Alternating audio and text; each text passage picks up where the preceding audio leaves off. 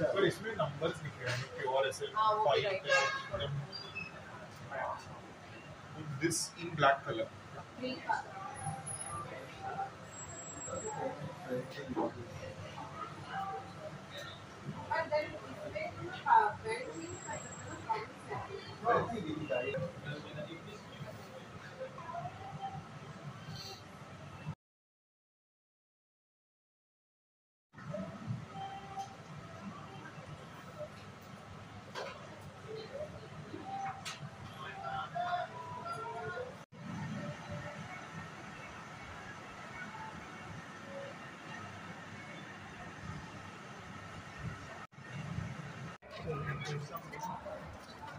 Right, Jency Clag. I was the feeling of having a watch for the first time in your life.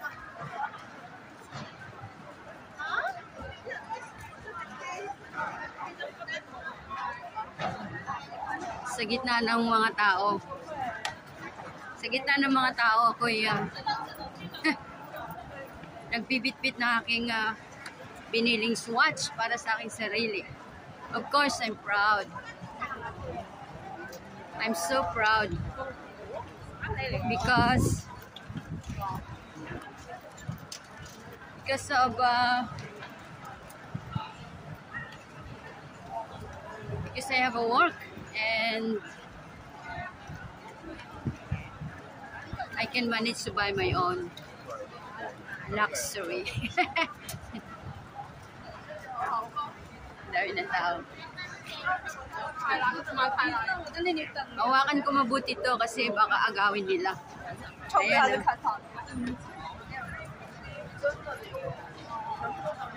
Hawakan ko siya mabuti kasi baka malaglag eh. Ano ba ito? Laki kasi ng bag.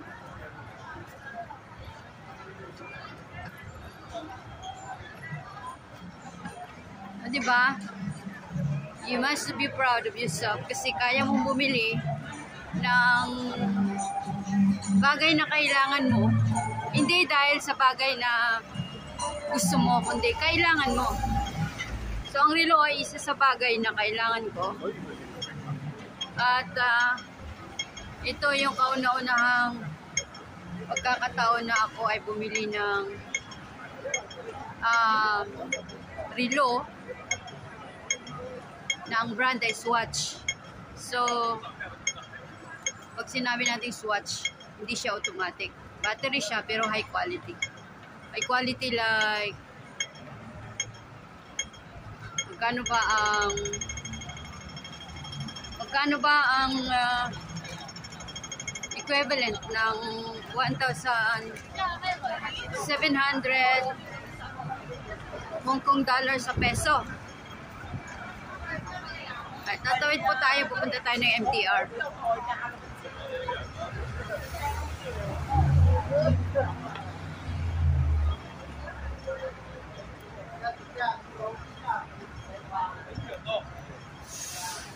Yeah. So usually ang ginagamit kong relo ay automatic. Medyo mahirap pag automatic kasi pag ayaw mong isuot, humihinto siya. At yun ang nagkukos na masisira. Kaya ngayon nag-decide ako na bumili ng Swatch para sa sarili ko using this battery. Battery siya, hindi siya automatic.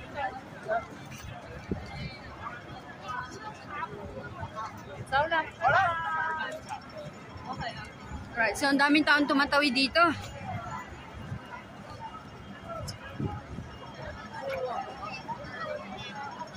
Daming tao, as in daming tao. So, mababangga tayo. Ayan na, so pupunta tayo ngayon ng MTR station. Right, so thank you so much sa ako'y nakabili nito. Thank you sa aking sarili.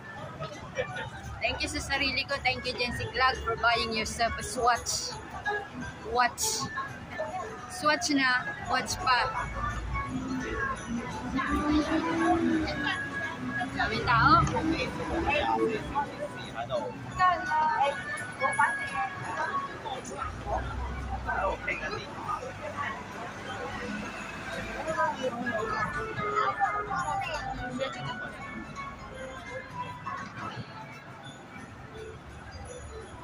Okay, so ang binili kong Swatch, hindi ko muna sinuot kasi baka magasgas. Baka magasgas. At dito muna nilagay ko sa loob. Yan, sa loob ng box. Yan ang box, oh, sa loob. Hindi yan Jollibee, ha. Box yan, box. Kasi kulay-kulay. So, hindi ko muna siya sinuot. Diyan na muna siya sa loob ng box. Para iparada ko dito sa kadamihan ng tao.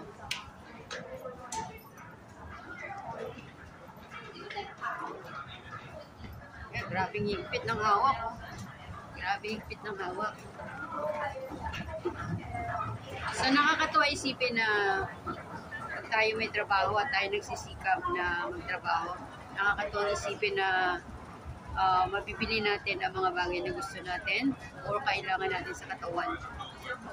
So, ito na. Kaya, I'm happy. I'm happy to have this. I'm happy to wear this. Swatch watch na binili ko. Kahit may kamahalan. Butas ang bulsa ni Jency Clag. Anyway, so right. Kasi uuwi ako. So, kailangan medyo maganda-ganda yung aking relo. Okay, so, see you next time. And, dito na muna tayo.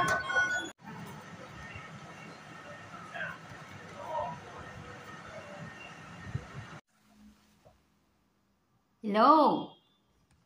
Excited na ako. So, kanina, pumunta ako ng shop dahil bumili ako ng relo para sa sarili ko. So, pumunta ako sa Swatch. Matagal ko na itong gustong gawin. Kaya nagkaroon ng chance. So, nakuha ko na yung gusto kong bilhin. So, samahan nyo ako. Tignan natin kung maganda yung napili kong relo para sa sarili ko. Yan na siya. Tadaan! Right. So, ano ba naman ito? Ayan o. Oops! Kunin na natin. Hindi ito Jollibee, ha? Siyempre, meron siya resibo. Ang resibo na ito ay talagang galing sa Swatch. Right. Ayan. Ito ang presyo niya.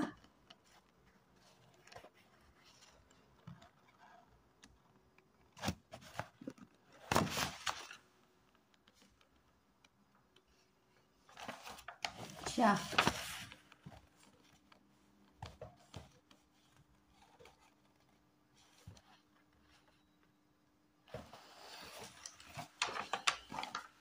So, buksan na natin. Huwag na natin itong patagalin.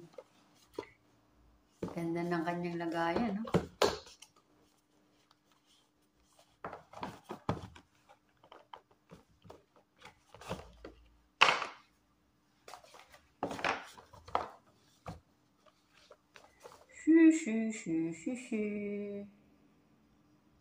Diba nakakatuwa? Sarili mo, bilhan mo ng regalo. Sarili mo, bilhan mo ng regalo ang yung alam na alam mo kung ano yung gusto niya. Right. Ooh. So, naka-size na siya ng braso ko. Kaya ito na, tinanggal na yung part niya. Diba? Binawas na. Kaya, tingnan natin. Ito yung kanyang mga guarantee. Ito yung kanyang mga warranty.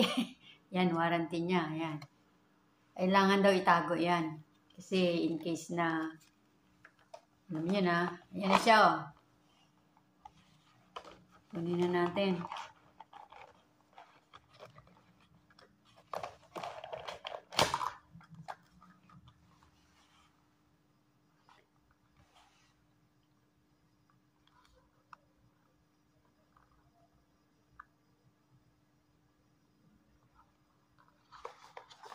So, ganyan siya. Ang kulay niya. Alisin na natin dito. Dami naman burluloy nito.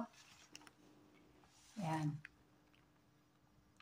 Hindi pa siya masyadong makita kasi meron siyang nakadikit na cover. Meron siyang plastic. Right.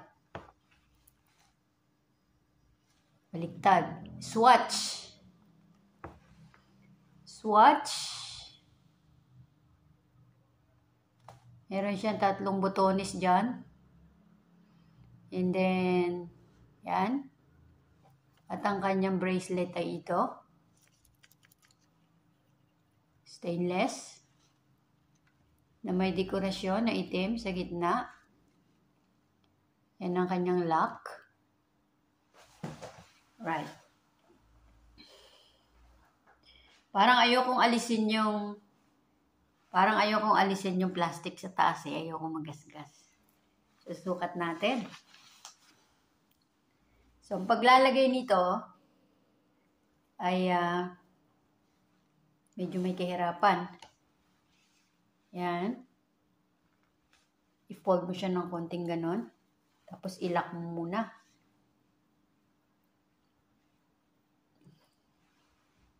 Yan.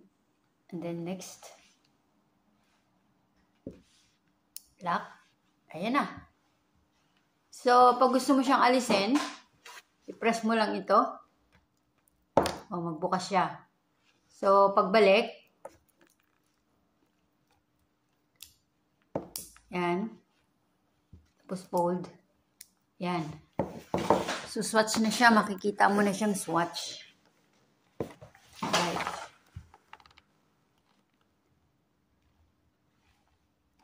Okay. Pakita natin ang malapitan, no?